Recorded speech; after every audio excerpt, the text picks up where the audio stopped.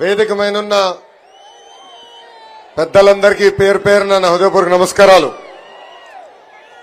కష్టకాలాల్లో నాకు అన్నగా నిలబడిన పవన్ అన్నకి నా హృదయపూర్వక నమస్కారాలు. రాజకీయాల్లోకి రావాలనుకున్నప్పుడు నాకు అవకాశం ఇచ్చి నన్ను ముందరికి ప్రోత్సహించిన చంద్రబాబు నాయుడు గారికి నా హృదయపూర్వక ధన్యవాదములు. జై హో బీసీ, జై హో బీసీ. బీసీ అంటేనే ఒక భరోసా, బీసీ అంటే ఒక బాధ్యత, బీసీ అంటే ఒక భవిష్యత్తు, బీసీ అంటే ఒక భరోసా, బీసీ అంటే ఒక బాధ్యత, బీసీ అంటే ఒక భవిష్యత్తు. బీసీలు బలహీన వర్గాలు కాదు, బలమైన వర్గాలను చేసి చూపించిన ఘనత విశ్వవిఖ్యాత నట సార్వభౌమ స్వర్గశ్రీ నందమూరి తారక రామారావు గారిది. ఆనాడు ఎంతో మంది బీసీ కుర్రోళ్ళకి అవకాశం ఇచ్చి చిన్న వయసులో మంత్రి వర్గానికి తీసుకొచ్చిన ఘనత అన్న ఎన్టీఆర్ది. అంతేకాదు అన్న ఎన్టీఆర్ తర్వాత చంద్రబాబు నాయుడు గారు కూడా పెద్ద ఎత్తున ఆనాడు బీసీ సోదరుల్ని ప్రోత్సహించారు. అందుకే ఎప్పుడు లేని విధంగా ఇప్పుడు బీసీ సోదరులను ఉపకులాల వారిగా సాధికార సమితిలు ఏర్పాటు చేశాం. దానికి ఒక కన్వీనర్ ఏర్పాటు చేశాం. ఉపకులాల వారిగా బీసీ సోదరులు ఎదుర్కొంటున్న సమస్యలు నేరుగా తెలుసుకునే లక్ష్యంతో ఈ రోజు ఆ సంస్థలు ఏర్పాటు చేశాం. అంతేకాదు ఉపకులాల వారిగా రాబోయే రోజుల్లో పెద్ద ఎత్తున యువ నాయకత్వాన్ని ప్రోత్సహించే లక్ష్యంతో తెలుగుదేశం పార్టీ ముందరికెళ్తుందని ఈ సభాముఖంగా బీసీ సోదరులు కూడా తెలుపుతున్నా. అంతేకాదు బీసీ సోదరులందరూ మనం ఆలోచించాలి. స్థానిక సంస్థల్లో 34% రిజర్వేషన్ మనకు ఉందంటే దానికి కారణం ఆ పసుపు జెండా తెలుగుదేశం పార్టీ. బీసీల కోసం సప్లాన్ ద్వారా 36,000 కోట్ల రూపాయలు ఖర్చు పెట్టిన party Telugu Desam party. BC corporation కి 3,000 కోట్ల రూపాయల నిధులు కేటాయించి 4,20,000 మంది మన బీసీ సోదరుల నుంచి పేదరికం నుంచి బయటికి తీసుకొచ్చిన పార్టీ తెలుగుదేశం పార్టీ. ఆదరణ పథకానికి 1,000 కోట్ల రూపాయలు కేటాయించి పన్నిమోట్లు కూడా అందజేసిన పార్టీ మన party Telugu Desam party. Best available schools, skill development, study circles, విదేశీ విద్య లాంటి అనేక సంక్షేమ కార్యక్రమాలు తీసుకొచ్చిన జెండా మన పసుపు జెండా. చేనేత సోదరులకి, మత్స్యకారులకి, కల్లు గీత కార్మికులకి 50 సంవత్సరాల్లోనే పెన్షన్ కూడా ఇచ్చిన పార్టీ తెలుగుదేశం పార్టీ. ఆనాడు మన ప్రభుత్వ అధికారంలో ఉన్నప్పుడు కేంద్రంలో ఏకంగా బీసీ సోదరుల కోసం ఒక మినిస్ట్రీ ఉండాలని ఆనాడు తీర్మానం కూడా చేసిన పార్టీ మన పార్టీ. కానీ ఈ సైకో జగన్ ముఖ్యమంత్రి అయిన తర్వాత బీసీ సోదరులకి వెన్నుపోటు పొడిశాడు. ఆనాడు ఏకంగా బీసీ సోదరులు వెన్నుముక్క అన్న వ్యక్తి ఈ రోజు బీసీ సోదరులు వెన్నుముక్క ఈ రోజు ఇరగొట్టాడు. స్థానిక సంస్థలో 10% రిజర్వేషన్ తగ్గించి 16,000 మంది బీసీలకి ఏకంగా పదవులు దూరం చేశాడు. అంతేకాదు ఈ రోజు మనందరం చూస్తే 8,000 ఎకరాల బీసీ సోదరుల అసైన్ ల్యాండ్ ని వెనక్కి తీసుకున్న పార్టీ ఈ వైకాపా పార్టీ. ఆదరణ పథకం రద్దు చేశారు. ఆనాడు ఆదరణ పథకం కింద మన బీసీ సోదరులు 10% డబ్బులు కడితే కనీసం ఆ డబ్బులు ఈ రోజు రిటర్న్ ఇచ్చే పరిస్థితుల్లో లేరు. ఇంకా బీసీ కార్పొరేషన్ నిధులు లేవు. 56 కార్పొరేషన్ ఏర్పాటు చేసిన చంకలు గుద్దుకున్న వ్యక్తులు ఈ రోజు ఏకంగా కార్పొరేషన్ చైర్మన్ కి కుర్చీ గాని టేబుల్ ఇచ్చే పరిస్థితిలో లేదు. ఇంకా 75,000 కోట్ల బీసీ సప్లాన్ కి రావాల్సిన నిధులు తప్పుదారు మళ్లించింది ఈ ప్రభుత్వం. మా మత్స్యకార సోదరులు కూడా మోసం చేసి ఏకంగా 217 జియో తీసుకొచ్చి వెన్నుపోటు పొడిచింది ఈ సైకో జగన్మోహన్ రెడ్డి. యాప్కాబ్ నిర్వీర్యం చేశారు. అదేవిధంగా 300 మంది బీసీలని ఎప్పుడు లేని విధంగా చంపేసింది ప్రభుత్వం. 26,000 మంది బీసీల పైన దొంగ కేసులు పెట్టి జైలుకు కూడా పంపించింది ఈ ప్రభుత్వం. అంతెందుకు వేదికమైన పెద్దలు యనమల రామకృష్ణ గారు పెళ్లికెళ్తే ఎస్సీ ఎస్టీ కేసు పెట్టారు. అయ్యన పాత్రుడు గారి పైన ఏకంగా రేపు కేసు పెట్టారు.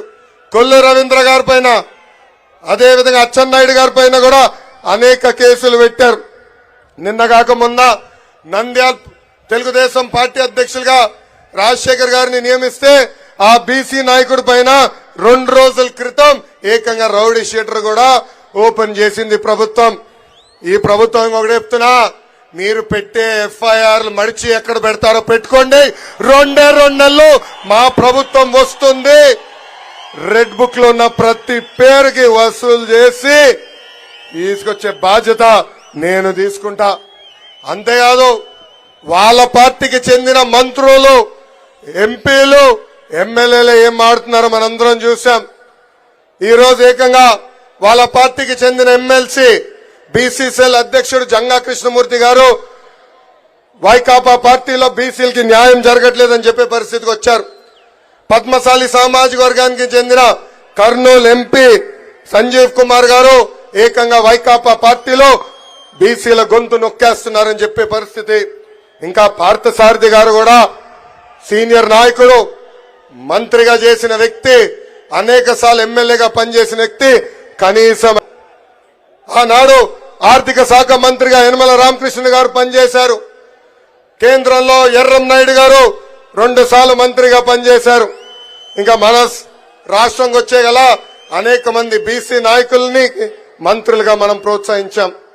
ఇంతేకాదు ఒక టీటీడీ చైర్పర్సన్ అన్నా, టుడా చైర్మన్ అన్నా ఏకంగా బీసీలని ప్రోత్సహించిన పార్టీ తెలుగుదేశం పార్టీ. ఇప్పుడు బీసీ సోదరులందరం మనం ఆలోచించాలా, ఆ పదవుల్లో ఈ రోజు ఎవరు కూర్చుంటున్నారని. ఇంతేకాదు మనందరం చూశాం, 10వ తరగతి కుర్రోడు అమర్నాథ్ గౌడ్ని ఎంత కిరాతకంగా చంపేశారో వైకాపా నాయకులు. అమర్నాథ్ గౌడ్ చేసిన తప్పేంటో తెలుసా?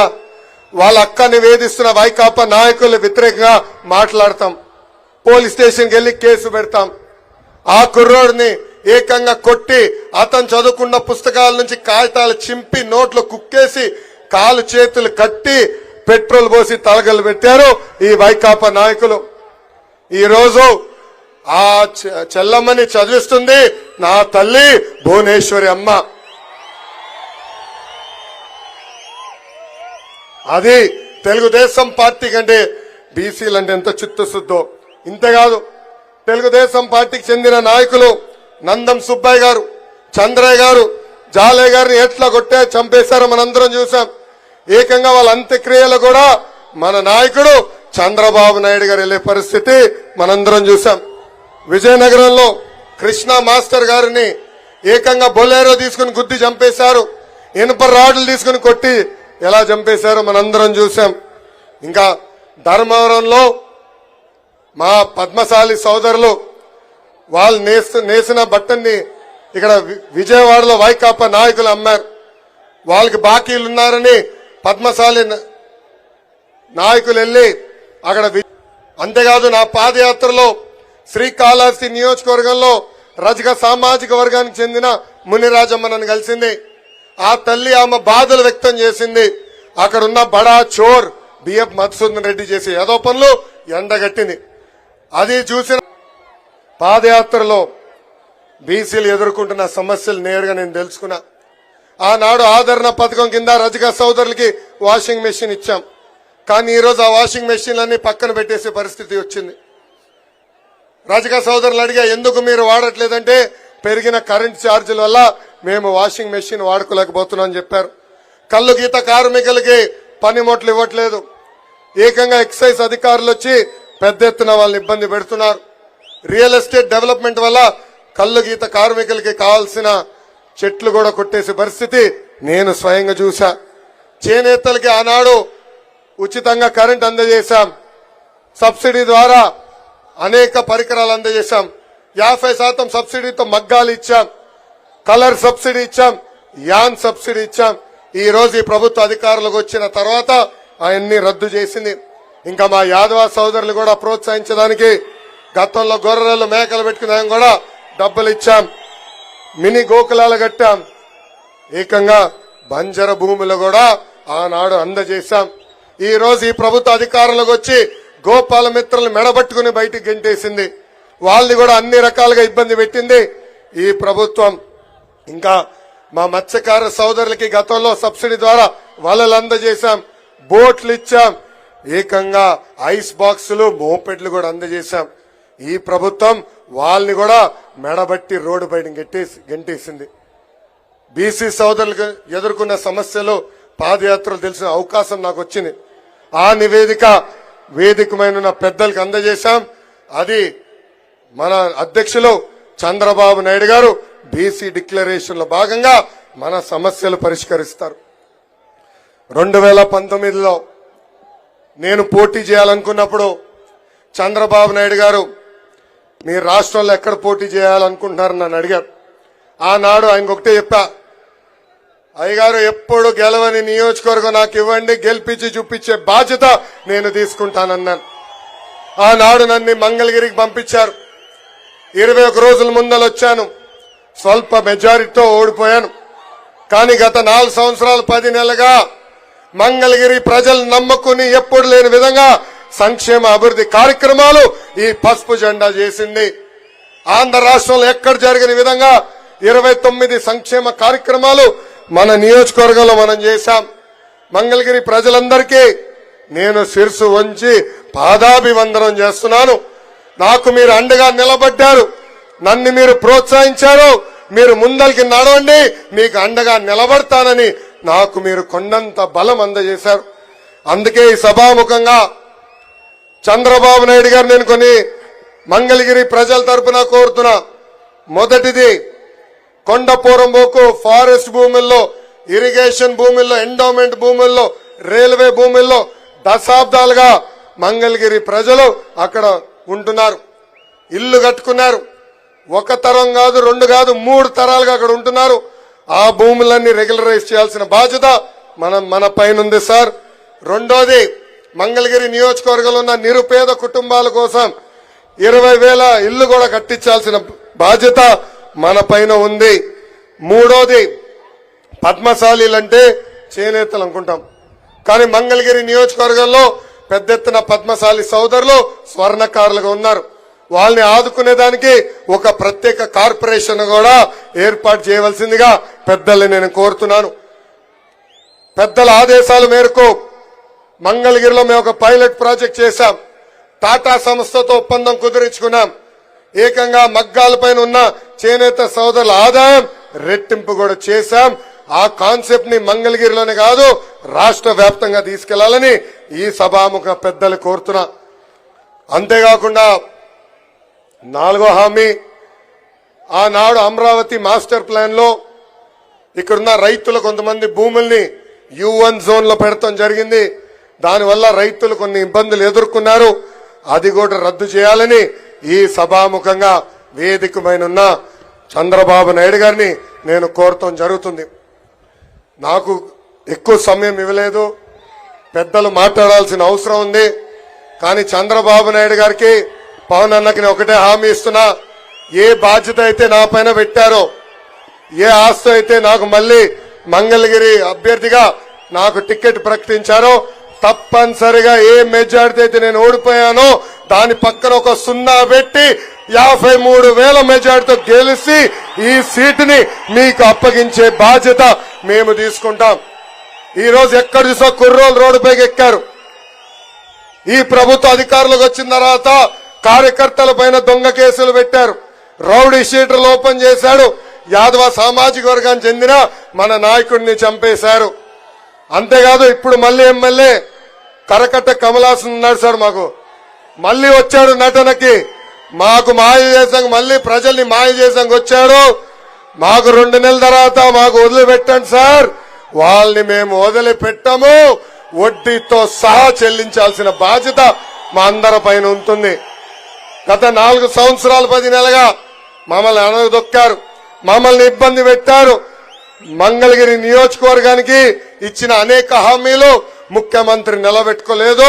తప్పనిసరిగా నేను శాసనసభ్యుడిగా ప్రమాణ స్వీకారం చేసిన మొదటి క్షణం నుంచి వాళ్ళు ఇచ్చిన హామీలు నిలబెట్టుకుందని నిలబెట్టుకుంటానని ఈ సభాముఖంగా మీ అందరికీ తెలుపుకుంటూ నాకు ఈ అవకాశం ఇచ్చిన మంగళగిరి ప్రజలకి, కార్యకర్తలకి, పవన్ అన్నకి, చంద్రబాబు నాయుడు గారికి, జనసేన పార్టీ నాయకులందరికీ పేరు పేరున నా హృదయపూర్వక ధన్యవాదాలు తెలుపుకుంటూ నేను సెలవు తీసుకుంటున్నాను. జోహార్ అన్న ఎన్టీఆర్, జోహార్ అన్న ఎన్టీఆర్.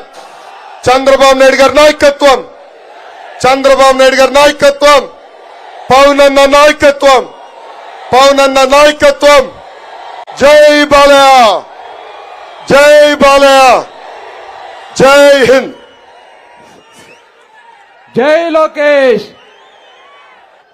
లోకేష్ గారికి ప్రత్యేకంగా ధన్యవాదాలు తెలియజేస్తూ